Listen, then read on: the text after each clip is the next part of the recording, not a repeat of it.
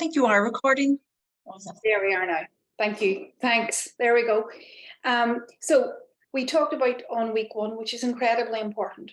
Week one was, or day one was, the idea of this assessment of the client and how the client shows up. Now, why I'm over egging this or regurgitating this is because it'll become completely apparent when we do today's session why these things are important and how we can speed that process up. So week one was about metacognition. If you remember that, metacognition was thinking about your thinking. Interoception was understanding what's happening in your body. And interoception is not just understanding what happens in your body, but the differentiation of sensations within the body is a really important part of interoception. And then we talked about stages of process, how the client is in stage of process, how we're all in stage of process, and how we all are sometimes very fluid inside that stage of process. For anybody that can be stage 5 or 6, sometimes if they're having something happen in life, they can be a lower stage of process and don't want to be within their material. So we talked about stages of process, we talked about the availability to the core wounds, we talked about psychosomatic unity, we talked about all of these things that have to be understood prior or when we begin working, because they absolutely change the way the client will show up. They change the way that the client can deepen, they change the way the client can receive information. It fundamentally changes everything about how you will practice or how you will work with that client. And we talked a wee bit about understanding root cause, being in root cause, being under a client who has the availability for root cause. And then we talked about the threat system itself and how the threat system itself can be so off-putting, how it can be so, it's kind of like the mind's greatest asset for keeping somebody safe, but it's the therapist's greatest nightmare. Because it is what often becomes just the constantness of the exchange, to which if we treat the way that we're taught to treat, it goes nowhere. Is everybody happy with that wee tiny recap? Day 1 and day 2. Does that feel all right? Does that feel all right, Lucy? Does that feel all right? Yeah? Grand. Okay, good. So we did a case study last night, and what we were saying was, one of the major components of clients who will not deepen, one of the major components of clients who are locked out in psychosomatic unity, is that they are literally unable to be within. This unity is too dangerous. This interoception is too dangerous.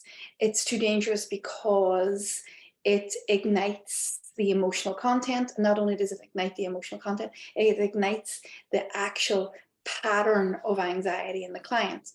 So they're trying to keep away from it, not deepen into it, and you're trying to deepen them into it, and they're trying to keep away from it. And there's this tug and pull that goes on within the client's frame of reference and within ours.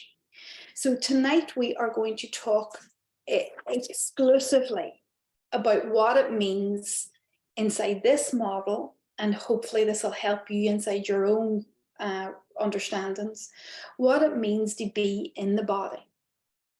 And I'd spoken a wee tiny bit about this last night. To be in the body and to be working with the body for us, and for me inside this model and the way that I teach this model, is a very specific way of being in the body. So when we teach regulation tools, we are teaching how to calm the body, how to be grounded in the body, how to anchor, how to resource. Is everybody familiar with those words? Resourcing, anchoring, grounding, vagal laddering. So they are regulatory techniques which are wonderful. We're not throwing the baby out with the bathwater. They are brilliant and we need them to progress. But what we're talking about tonight is something very different. It's something that is both regulatory, but also creates agency in the client. And my understanding and my experience and our research is this. When the client gets regulation, there is a discharge. Is everybody with me? So when the client has regulation, there is a sense of ease. There is no doubt. The client understands the psychosomatic, or they have, what's that word called? Psychoeducation. There's an understanding, and there's an ability to control the panic or the disassociation and come back from it quickly. So they're having this, what we now understand from a trauma-informed point of view, the flexibility in their nervous system. If it rises, it can come back quite quickly, they can regulate quite quickly, and that's all done through regulation tools. Is everybody happy enough for that? Yeah, everybody all right with that? All right with that, Michelle? Aye, Bernadette, okay, brilliant. So we're talking about something different, right? And we're talking about agency and sovereignty tonight. And what is different? What is in this model different from just basic regulation? Why are the two different? And why, in terms of the case study we looked at last night, why that would make a difference to this case study? Yeah, everybody happy enough? So the first thing that I want to introduce is this. There has been this raging debate, right? Whether throughout, whether it's the body that we work on or whether it's the mind that we work on. And if you remember, right back in how long's somatic experience and how long's embodied therapy going? Not that long. I mean, Peter Levine's work isn't that, it's not, we're what, 10 years maybe? 10 years of it being kind of mainstream. If anybody's any dates, I'm happy to see it. But there is a wave of understanding. It's all about the body. It's all about the nervous system. It's all about trauma informed. There's this wave that's happening. Is everybody familiar with that wave that's happening in training, that wave that is happening in our words? Well, I am going to take us back a wee bit, right? Because I think that at some point over the next 50 years, and I hope I'm around for it, at some point we will get to understand that it is not the body in isolation and it is not the mind in isolation. That it is the interplay between the two that actually creates healing. So at the minute, we're all about the nervous system. The minute, we're all about the body. But the human condition is such that we are both mind and body. Now, is that just a statement? Is that just waffle? Is that just... No, it's not. It comes from experience, and it comes from clinical practice, and it comes from seeing the results that we get with what I'm about to show you. And there are some people here that have got these results, and this isn't hyperbole, and it's not... I'm hoping to change the way that we treat anxiety with this following method. Okay, what I'm just about to show you. I am hoping that this spreads like wildfire, hence these summits, hence the training that we're doing, and that we start to see this differently, right? So I'm going to show it to you, and then I'm going to get you to practice it yourself. I'm going to show you an example of it, and then I'm going to build it into the case study so you can see it. I'm going to give you the theory of it. I'm going to ask you to integrate it in yourself so you can see it. And then I'm going to show you the client's case study for it. Does that make sense? Does everybody see what we're doing? So you are about to see why it is the interplay between the mind and the body, why it's not just the body in isolation, why it is the mind and the body that helps bring sovereignty to someone who has nervous system activation at either whatever end of the spectrum that they have that nervous system activation. Everybody follow me? Everybody all right? Okay, no, it doesn't make sense now, but it will.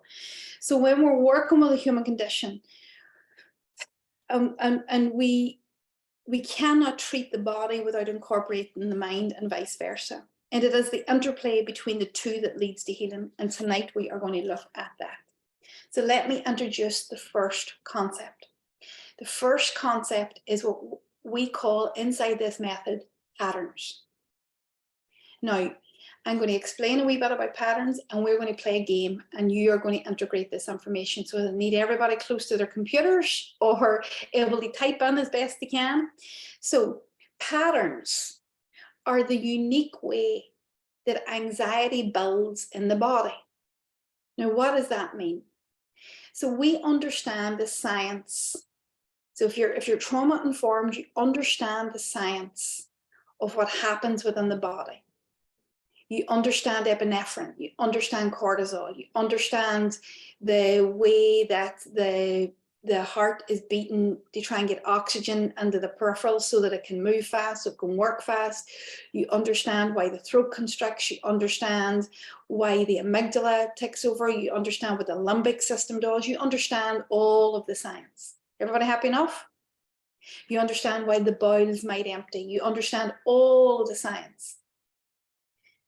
And we are still using the science, but asking a more individualized question, which is, how do you experience anxiety? How do you experience disassociation? How do you experience nervous system activation? Because despite all of the science and the understanding, what I have come to see in research is that there is not one single person with the same anxiety pattern. I'm going to say that again. There's not one single human being that I have seen with the same exact same anxiety pattern.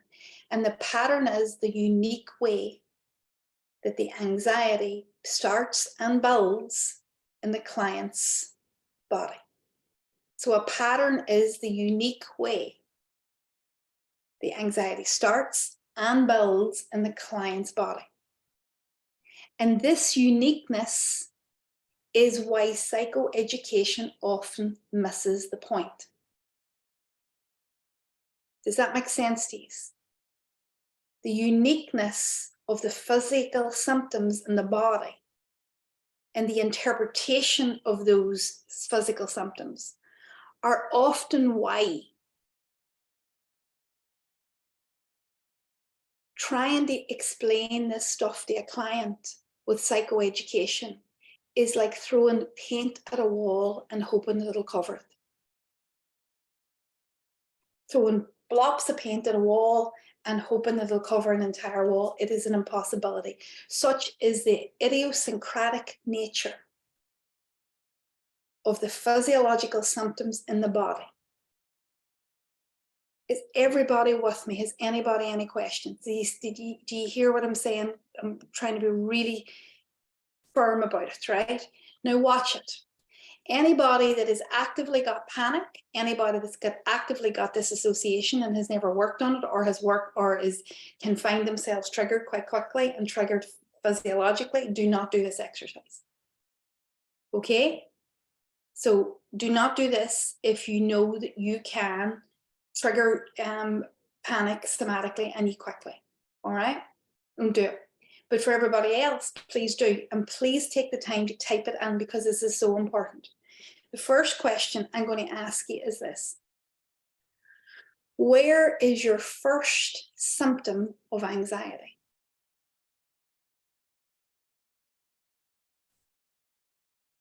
Where does it show up in your body?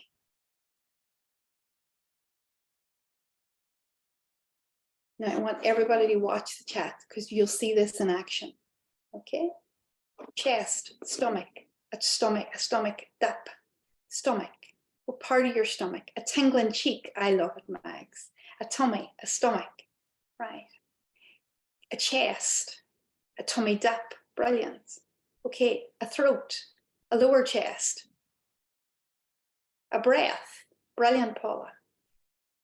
Now what I want you to do you see that, right?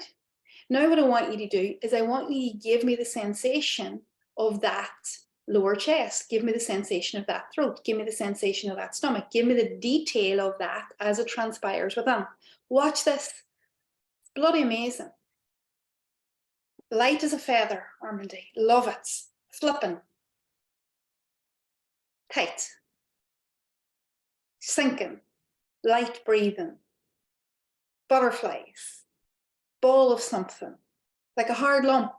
Like a heavy butterfly. Like a tsunami. Like tight and frizzy. Look at that. Like a flash. Like a tightness. Like a bloating. Like a hard. Like an uncomfortable. Do you see it? There it is in front of you. There is the evidence in front of you. Look at the differentiation. Look at the uniqueness. Look at the idiosyncratic nature of how it shows in the body. You show me what science would be able to help a client understand that somatic physiological sensation. The client is lost to the information in science. But now this is something they can get their teeth into. Is everybody with me? So, second question, and I'm going to stop at this, is what's your next feeling? When that feeling hits, what's your next feeling? And then I want you to resource and regulate yourself. I want you to ground, dorsal vagal tone, do whatever you need to do whatever resourcing you do. So the next question is, what is your next physical symptom? Tight solar plexus, panicky thinking.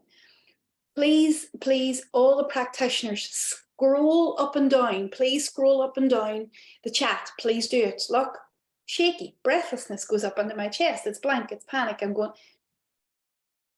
now give me the variations of the experience within that. Do we see, can you see it playing out in the chat? Scan it. Lethargy, wanting to curl up, sometimes moving into my, I mean, Lucy, wonderful. Waves of breathlessness, tightened breath, the throat tightness, shaky, it goes up and look at this. Butterflies come on the shoulders, tighten, nauseous. You couldn't make this up, couldn't you not? What is there? 33 practitioners here, everybody trying to give this a go. So we see it, hear it as, you don't have to take my word for it, look at it. So every single human being has their own unique experience with the FFS system, with the autonomic nervous system, with the sympathetic nervous system, with the parasympathetic nervous system. It has their own unique internalized experience with that. And it's unique and individual to each and every human being. The imprint of this that is a very basic, universal piece of the human condition, the autonomic nervous system. But yet the experiences are so varied and wide and different. What I'm also going to show you, I've asked two questions. Where's the first and where's the second? I can tell from some of the answers that the first, that some of the questions are not, some of the answers are not the first and second symptom. I can tell from some of the answers that there's symptoms well before panic, that there's symptoms well before breathlessness, that there's symptoms well before heat, that but there's probably not awareness. Just from looking at that, right? Just from understanding how patterns work, I can tell already people's level of awareness of their inner world. Does that make sense to everybody? Now, I want you to watch what I got you to do there now. As practitioners and as people who are trauma-informed practitioners available to the, good levels of process, I want you to watch what I got you to do. What I got you to do was I got you to bring awareness to a pattern that maybe is within, or bring awareness to a pattern that you understand. So the awareness, there's nothing outside you, highlights a good stage of process. What I got you to do was I got you to remember or to think about the sensations in your body. I got you to experience interoception just by asking two questions. Does that make sense? So just by engaging with somebody's anxiety pattern, look what you're doing. You're exercising the client stage of process. You're exercising their ability to be close to their body. You're engaging them in some of these life skills that they've never probably had through lack of co-regulation. You're engaging them, you're in practice, you're in relationship as they learn this stuff. Does that make sense? Do you remember what we talked about in day one? Low levels of introspection, talked about low levels of metacognition. Just by this very practice, we're starting to develop that. Now I want to pause a wee bit, right? Because if a client is, and especially for, I'm wary of your clients, Susan, right?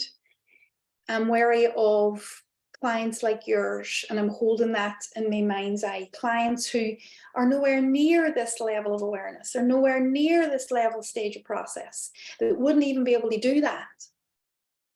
There is a body of work prior to that, which is the regulation work, which is the psycho-unity work, which is is very, for us, is very basic work, but for clients who are severely traumatized, who have been disunified for a lifetime, there is a body of work to get them to this work. There's a body of regulation work to get them to this work. There's a body of unity work to get them into this stage. But what you're doing in that psychosomatic unity work is that you're moving them along the stage of process. You're moving them towards themselves and under themselves. And then when you do the patterns, it's the first time that they see themselves from within themselves. It's the first time they see. It's the first time they're beginning to see how this stuff builds, where it starts, where it goes, and where it develops into. Does that make sense? So I'm differentiating here. I asked you straight away, everybody here in this room, I asked you straight away, tell me what's happening in your body. You're able to do that because you have a good stage of process, because you have good levels of introspection. Not every client can do that. So how many of your clients would you need percentage-wise? Type it in the chat. What percentage of your clients would you need to do the unity work for, because they wouldn't be able to do this work, because this might be intolerable to them? What percentage of your clients would you need to do the unity work prior to this work for? All, Fiona, brilliant, great awareness. The reason that I'm asking you this question is because now you know where to start. So many, Lucy, brilliant. Because now you know where you're starting with your clients. Now you're starting to integrate the information. Brilliant. Most, Mags, absolutely.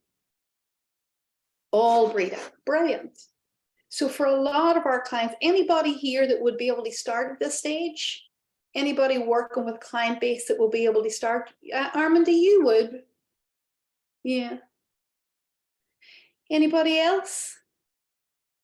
Some, Donna, brilliant. Yeah, Donna, you would be too. Some for you. Absolutely. Yeah. So there's some, most would have to start before this. So can you see where the regulation tools come in? Can you see where the grounding tools come in? Can you see where the coming home to your body might come in? And inside the program, right, what I teach is I teach very basic stuff, like basic to us, but not basic to some clients, like physical sensations first, somatic sensation. We titrate into the body nice and slowly. We don't come in for the physical symptoms.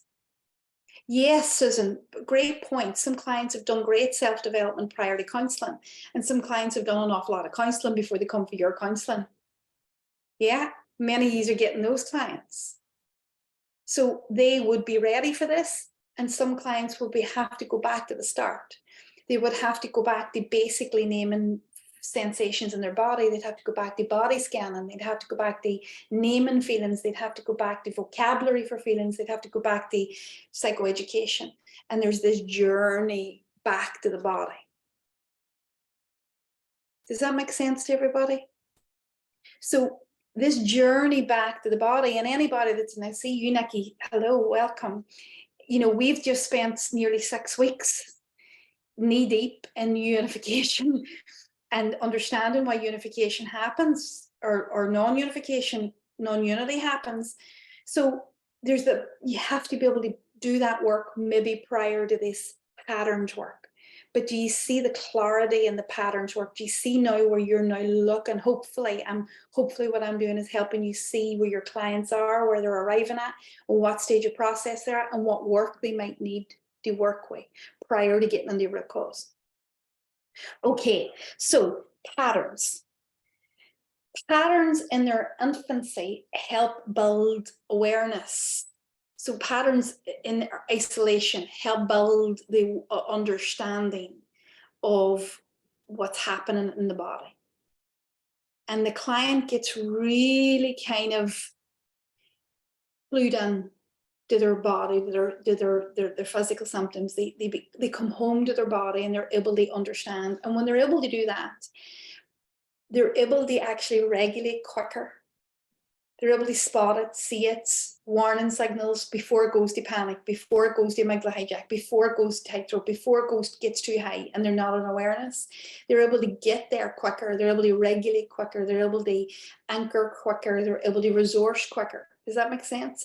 Rather than clients who would say, oh, I don't know, it comes out of nowhere. So patterns in its own sense, just the understanding of how it builds, just as a skill. Look, you know, just as a skill, just that very conversation as a skill will help your clients slow their process down incredibly. Now, patterns is the first part of a two-part process inside our modality. And it's the first part in a two-part process because the second part is called maps. And you can't have a map without your pattern. Now, what is a map, right? So maps are the way in which, and this is hard to explain, so I hope I'll deliver it as good as I can. But maps are the way in which the mind interacts with the body. So the patterns are the way that the body produces the symptoms. And the map is what the mind is doing with what the body is delivering. That makes sense, Paula. See, you know it, and that makes sense, Donna. This is why I framed this at the beginning as it is the interplay that gives us the most healing. Interplay between the body and the mind. We are meaning-making machines. You can't have a sensation in your body without your mind wondering what it is. You can't have a sensation in your body without your mind giving it making meaning, giving it a solution, trying to solve it. You can't. This interplay is automatic. It's unconscious. So a map is the way in which your client, us as human beings, give meaning to the physical symptoms that are in the body. And here is the research, here's the science, here's the amazing part of this.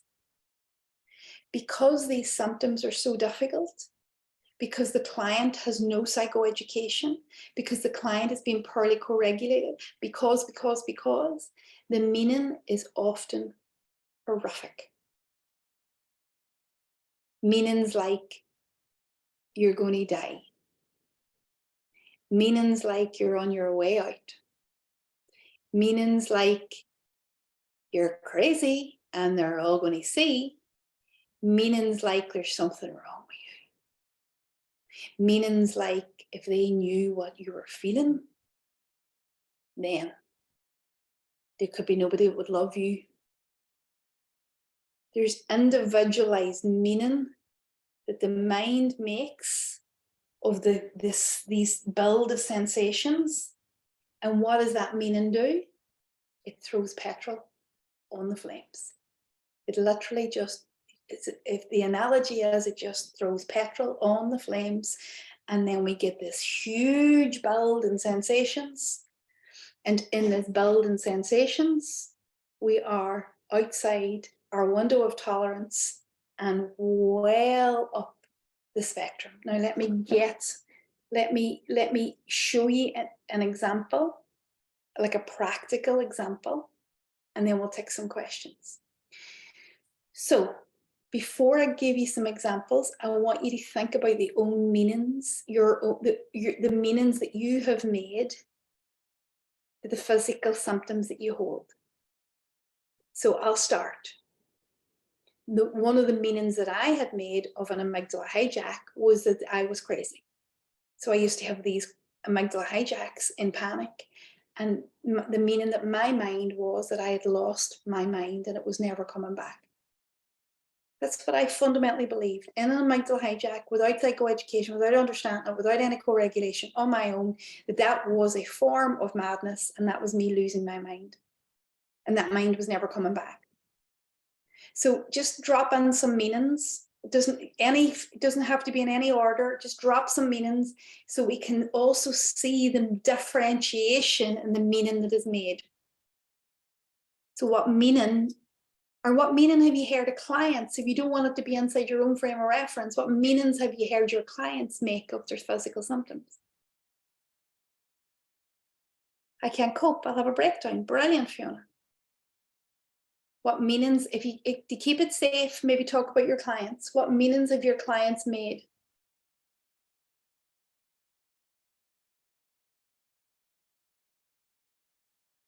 You've heard them time and time again. You probably haven't recognized what they are.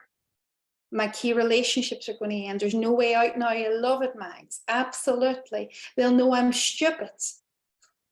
Oh my God. Isn't that amazing? I'll be crushed. They're bad and they're evil. Amazing. Look, wrong, bad. I can't cope out. These are the meanings that go to make up the maps that are absolutely part of their internalized process. I have to do it on my own. I can't, have no time. Brilliant. I'll disappear. Love that. Love that. That one especially, because we talk about anxiety quite a lot, but that one especially for disassociation. Any clients of disassociation, that is a huge meaning that is attributed. The black hole, I'm going to get sucked into a black hole, I'm never going to come back out of it. That's often language that you hear, the meaning that has been given to the disassociation process, or part of the disassociation process. Can you do me a favor? Can you scroll up and down? Yes, trapped in scary eternity. I hear that all the time. Lovely, Armandi. That is such a interpretation of the disassociation process.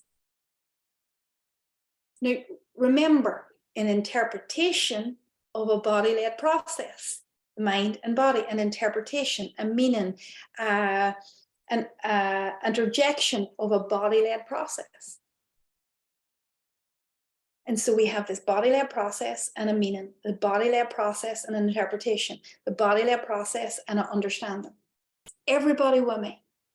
Have I explained that clear enough? Maps or patterns are the physical symptoms of anxiety that are unique. That's a pattern, all body-led. The map is the meaning that the mind has given to each physical symptom. And these meanings are very seldomly love and light. These meanings are interjected meanings. These meanings are societal meanings. These meanings are wounded meanings. These meanings come from every shape and place that your client can they come from childlike in terms of reference. They come from, you know, the way that their parents treated them. They come from the way they're treated. They come from everywhere. Scan up and down the chat. Look at the differentiation in the meaning. Again, now that we see this interplay, we now begin to understand why psychoeducation does not, on occasion, fit the bill, why it doesn't dissolve the fear, why it does, because it's not specific enough. So if somebody's got an amygdala hijack experience and their meaning on that is, that means I'm losing my mind and it's not coming back. If you explain amygdala hijack, does that necessarily fit that? Not necessarily. And that's why the client sometimes, who will be an internal processor, who's is not an external processor, will know it. Remember the very beginning, yeah? Yes, Susan, from young people, they take meaning from social media. How many of them have diagnosed themselves with narcissism or their parents with narcissism? How many of them have self-diagnosed ADHD? Or parents with ADHD, how many of them have taken the meaning from TikTok? Yes. Nightmare. Absolute nightmare.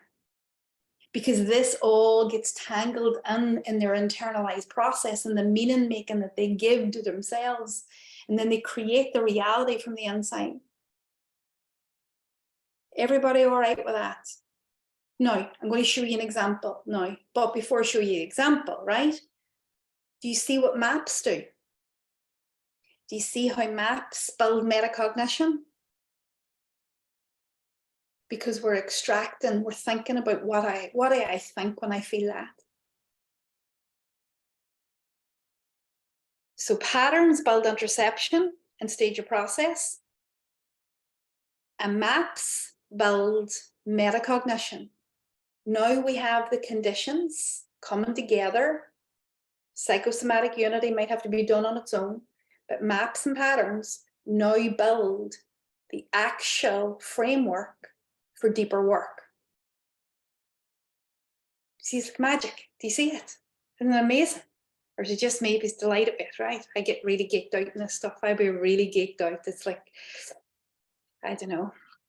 It's like guys are engaged that get geeked out about things like esoteric stuff, like, I don't know, buildings and stuff. This really kind of floats my boat, as you can see, right? I get really excited about it. So, right, patterns build introspection, move the stage of process. It's in me. Okay, beginning to see this as a feeling in me. Builds two aspects that are vital, absolutely vital to having any sovereignty or agency. Pattern or maps build metacognition, build thinking about my thinking. So now I don't know just that this stuff happens to me and I don't know what it is. Now I'm beginning to listen to my own inner world. Now I'm beginning to listen to my own inner thoughts. Now we're moving towards sovereignty. But yes, it's contagious. Oh, sorry. I thought you were talking about the young people that have making meaning from social media. Are you talking about my excitement, Donna? Thanks. I thought you were talking about the thing we were talking about before that. Yeah, good. I'm glad it's contagious because it's quite exciting. And could you imagine? Do you imagine if we honestly thousands of therapists doing this work? Imagine the sea shift change that you'd make. Could you imagine? We'd be putting a hold on that new epidemic of anxiety that is sweeping us for all of the knowledge and all of the information. Anyway, right. Okay, let's get focused. So, maps and patterns, patterns and maps. Let's look at it in action. All right. Okay.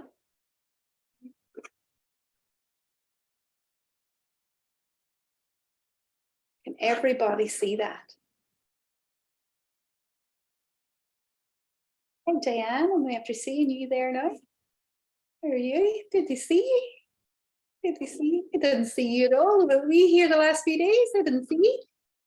Yeah, didn't see you. Welcome, welcome, welcome. Okay, does everybody see that? Yeah. Can everybody come give me? Can you see it, Diane? Huh? Tricia, can you see it? Donna or Susan, you can see it, right? Great. Okay. Now this is, if this is anybody's pattern, I have no idea. It's the same as the last thing. I have no idea. But let's have a look at this, right?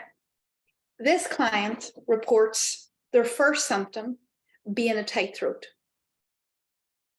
The meaning that they make from this tight throat is that I can't speak, right? When they believe that they can't speak, when the mind takes that information of can't speak, what is happening? When the client believes they can't speak, there's more threat in the system. Do you understand? Do you see that? Now there's more fear. When there's more fear in the system, then we have now got the science happening. The heart is starting to beat faster because there's a threat in not speaking. Client wants to be able to speak freely. They want to be able to speak fully. They want to be able to speak fluently. They want to appear as if they've got their shit together. The minute that throat closes, the meaning is, I can't speak, and the heart starts to beat faster. When the heart starts to beat faster, the client's interpretation is, oh, Jesus, they're going to see this. They must see my heart beating out of my chest. Oh my God, oh my God, oh my God. And we have more fear.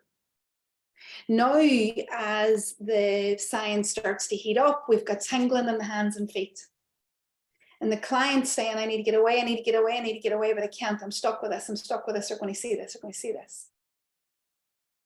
The next sensation, because now the body is flooded with fear, the limbic system is in control here.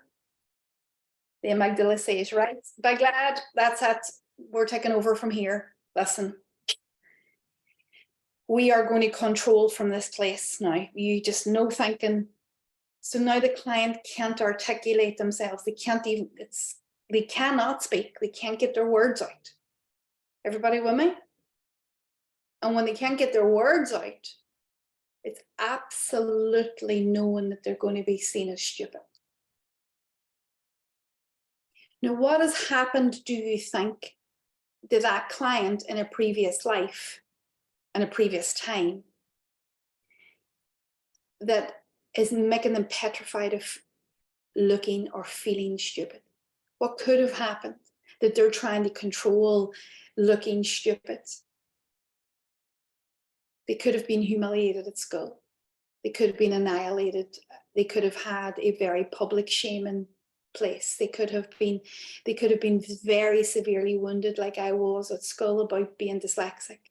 They could have been shamed. They could have been humiliated. They could have been rejected. Does everybody see where we are? And these physical symptoms represent a window of opportunity because of the meaning that they make for this to happen again. And so as clients, as human beings, and this is going to be controversial, we tend to, by the meaning we make, build the sensations in our body unbeknownst to ourselves because we're not conscious and we're not in our body. I'm going to say it again, and then I'm going to add a caveat to it. Because we're not in our minds, because we're not in our bodies, because we are in psychosomatic unity, we arrive at a place of panic, not knowing why. Absolutely unconsciously arrive at a place of panic, not knowing why. Maps and patterns make that incredibly clear. And we can start to change these meanings in order to gain sovereignty. When we change the meaning that we give these physical symptoms, we start to gain control over our body. Now, hear the caveat to this. If you were to go outside today, wherever you are, down a lane, and somebody jumps out at you, if you're in immediate danger, if you're in immediate threat, your body is not going to give meaning to anything. It's just going to go into action and move you. It's just going to fight or flight. Yeah? And many of the fight or flight responses can come from very early experiences of just being overwhelmed. Not just being overwhelmed, but being under severe danger, under severe difficult circumstances like abuse, like domestic violence, like. But what we have found is where that would be an automatic systemized understanding in the body, as that client moves up the timeline and has ability to give meaning, then these patterns form.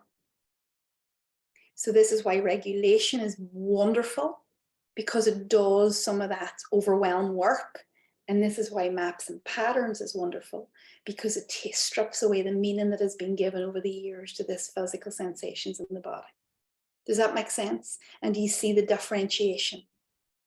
So we would not be saying to somebody, what meaning did you make when you were 5? We're not saying that. We're saying that these moments where you were overwhelmed when you were a child became the symptoms, the pattern that built in your body, which is completely understandable given the circumstances, given the overwhelm. But as that client has moved up their timeline, as they've moved up in terms of their development, if they moved up in terms of their cognition and their understanding and their meaning, what we have found is that these meanings are made because we are meaning making machines, and that in a click of a switch, in a slightest of feet, and the client can move from that. And what we've also found, which is incredible when we think about the threat system, is that a client can feel for no reason a tingling hand or foot. We call this somatic crossover. They can feel a tingly hand, and their mind will go, oh, is that panic starting?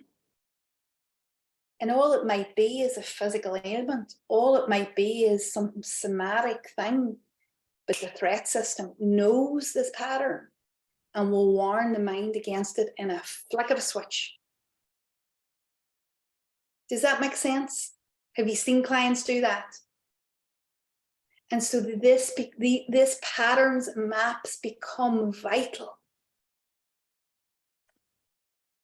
And so the game is to understand the client's pattern, they understand the client's meaning map, and they begin to challenge the meanings that the client has made.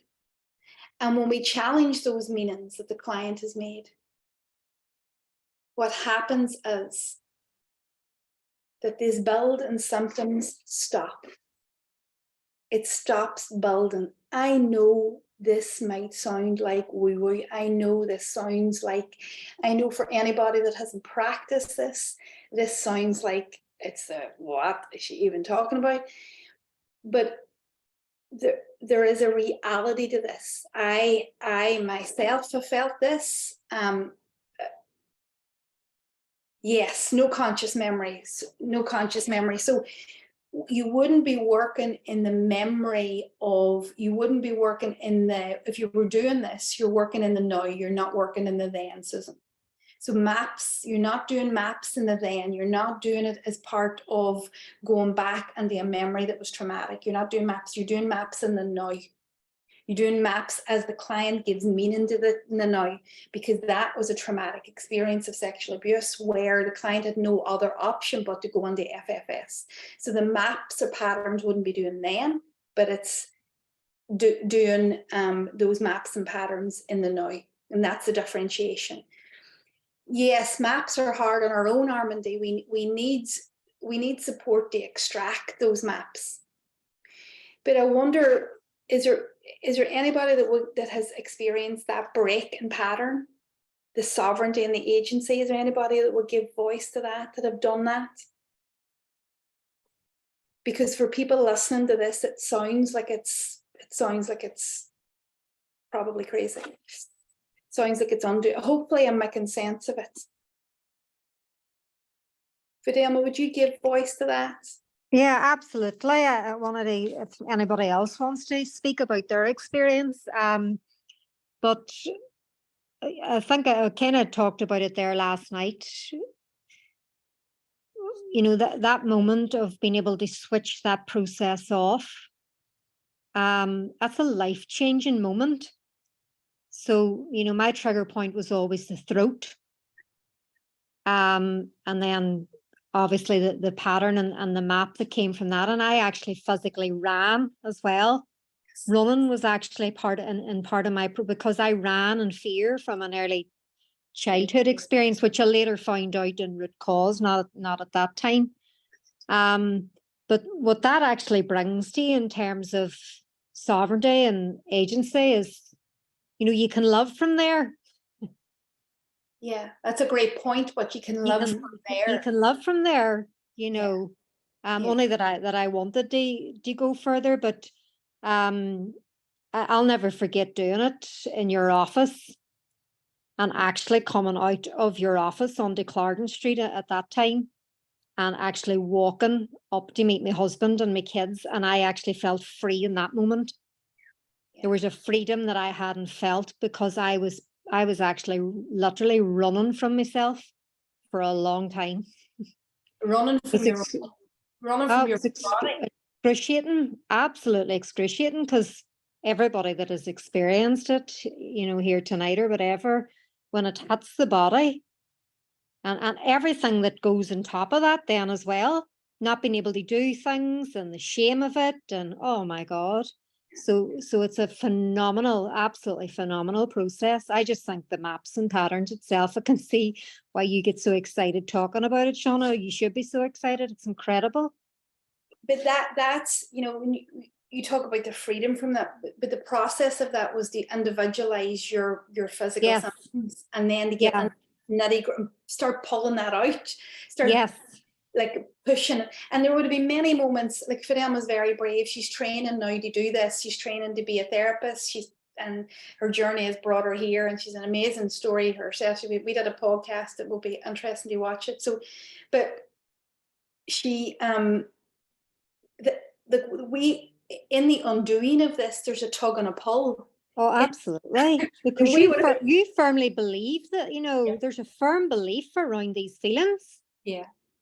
Yeah. There's a firm belief it's like around anything. It's not just a matter. You completely believe the thought around that sensation. You fundamentally, and when me and you are pushing and pulling, it's not like oh look and let it fall away. It's a pull, isn't it? No, it's not. It's not a butterfly moment. There's work. There's work in undoing it. Yeah. Mm-hmm. And I love the honesty of that. This doesn't all go away in a puff of smoke and awareness. No. There's because it's a meaning, it has to be challenged. Yes. It has to be tugged and pulled at. Yeah. But then and you and I would have been tugging and pulling, and for me, I was so completely disunified. I was so entirely out of my body. To actually for you to actually get me to come there was huge. Yeah. So there was so much work to be done in that itself. So for me to even start analyzing something within my body, that was like, what? Just get rid of this. Whatever this is, get rid of it. And that, because that's the reality of it. And this isn't some sort of magic wand. This takes grit and it takes work, and it takes the grip of your hands from a therapeutic. They push at the meaning so that this stuff dissolves, and then you get those freedom moments. And then, is that fair, Fidelma? Oh, 100%, absolutely. Yeah. Thank you. Thanks for using your voice and the vulnerability in that, because I think it's incredibly, it's just incredible when you go through the product. I can say it all I want, but I'm the creator of the model. It's so much more beneficial when you have somebody who's at the other end of it and now is training in it because of your experience. Well, that's why I'm training, because of the life-changing process that it was for me. And it literally is life-changing. I know myself, but it's nice to see somebody. And it's also what's important for me as well. Thank you, Fidelma, for that. No problem, Shauna. Thank you for. No problem. What's important for me as well is that I am also seeing this, not just in the people that I've treated and worked with, but I'm also seeing these outcomes in the people that I've trained. So the people that I've trained are now getting the same outcomes. And so there's this body of evidence that is coming.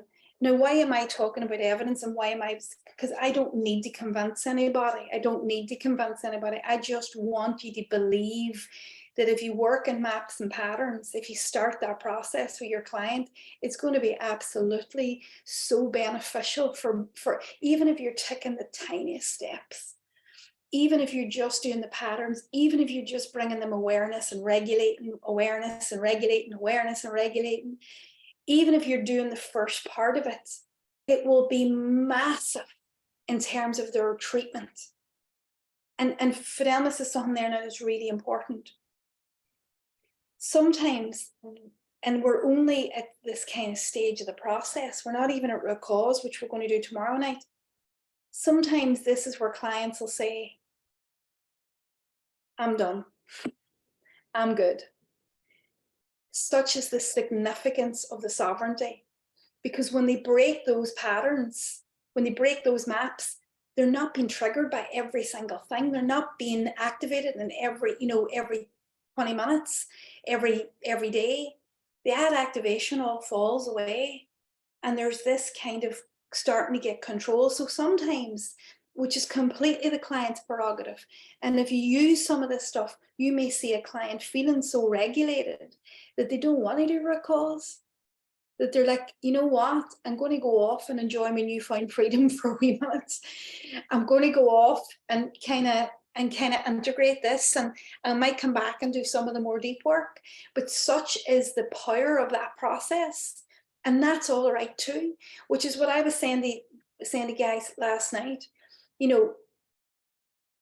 The entire process to go to root cause can take, depending on the pain, depending on the core woundedness, can take, up to a year, if not more.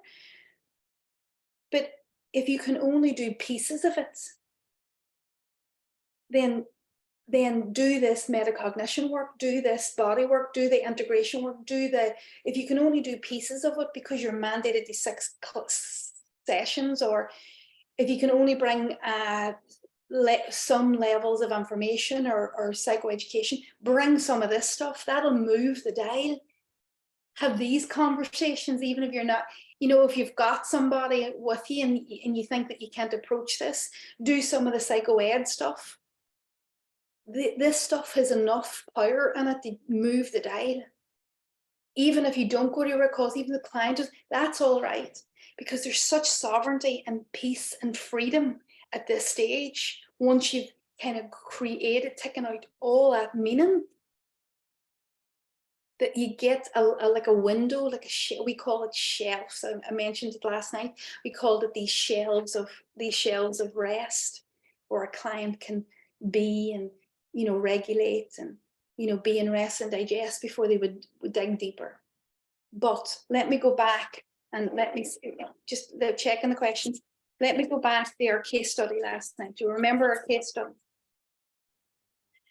So the case study that we had last night, the client who is mistrusting, the client who's outside, the client who's afraid of rejection, the client who's afraid of isolation, the client who's afraid of unwantedness.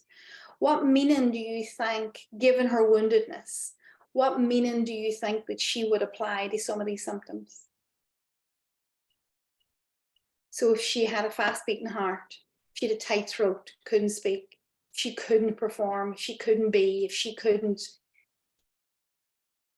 what meaning do you think she would make? Even just in your own head, do you see the meanings that she might make about these symptoms? That she's unworthy, that there's something wrong with her, that she doesn't deserve love. There's something wrong with me. Brilliant, Fiona. And you see how she would use the evidence of her own body symptoms against herself. I'm unlovable. There we go. Not worthy, something wrong, something difficult. I could just imagine the tirade of, because she'd be using the evidence of her body against herself to keep her trapped in that wound. Unworthy, unlovable, unsolvable, lovely word, unsolvable. And if we change those meanings, if she came to see these physical symptoms as warnings, as wisdom, as understanding, she came to, what happens then? She can begin to see her worth. She can begin to stop freedom. Yes, Rachel. She can begin to stop using this information against herself. She can begin to see that she's not unsolvable, that she's getting agencies, that she can begin to see that she's got, a level of understanding. She can begin to see that she is perfect as she is. The first fruits of root cause. It's the first fruits, the first sprinkles of possibility that maybe she's not as unlovable as she thought she was. And she's certainly not that because of these symptoms. These symptoms are a natural, normal part of the process of anxiety, and they are not part of who she is. They're not part of her unlovableness. They are just the human condition.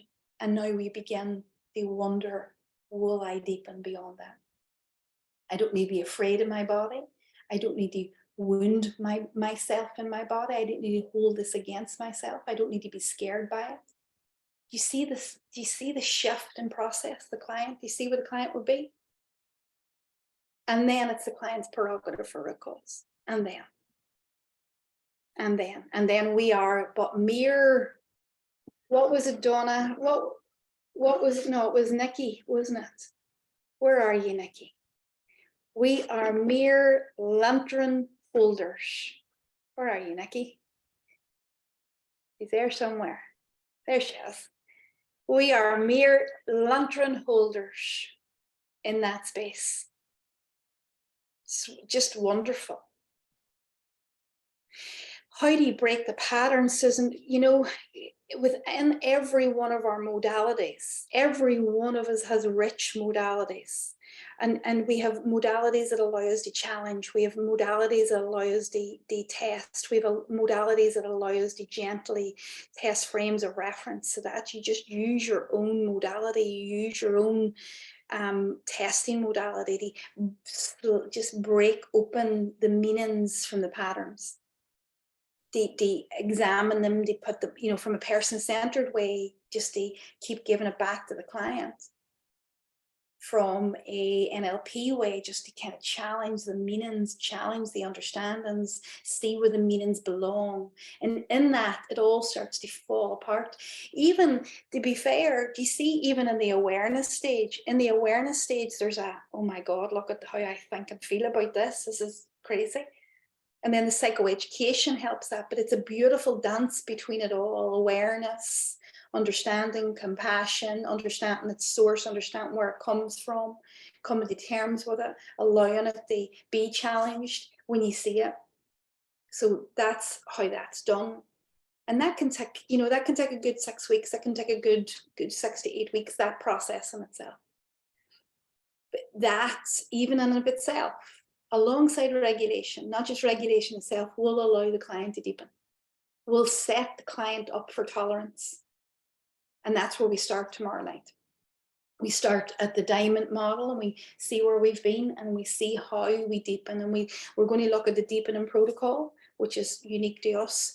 And then we are going to look at root cause. Breed LC later on, no problem. And we're going to look at root cause.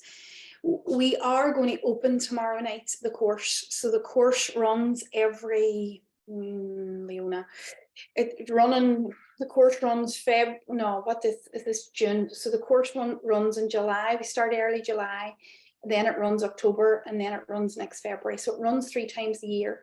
And so we're going to open the course if anybody's interested. We only have 20 spaces in each cohort. And I think we've 15, I don't know, 15 left for July. So if anybody's interested and wants to get in quickly, I think Leona will send out a link and your email and show you what we're opening day. And I'll explain the course tomorrow night in detail. If anybody has if you want to do the training, if anybody send us an email and let us know that you're interested, we'll send you the details, or Leona will send the email. I think that's the way we're doing it. Mags, I'll see you later on. And tomorrow night, then I'll take you through the details of the course. Tomorrow night, I'll take you through the way that it works. I'll take you through, and I got your question, Paula. So I'll answer that in great detail. All right. So tomorrow, there's an email waiting now, and with the details of the link. So thanks to everybody that's joined us. We get into the detail of that tomorrow night, detail of root cause, and then if you want to come and do a deeper dive in this, I'll tell you how you can do that. Is that all right? How was that for you today? All right? Everybody all right? All right, Lucy? All right, Nikki? Fiona? Rachel? Good. All right. See you later, alligators. Thanks, Donna. Thanks, everybody. Take care. Thanks, Anna. Thanks. See you later. Bye, Siobhan. Bye-bye, darling. See you all soon. Bye. Bye.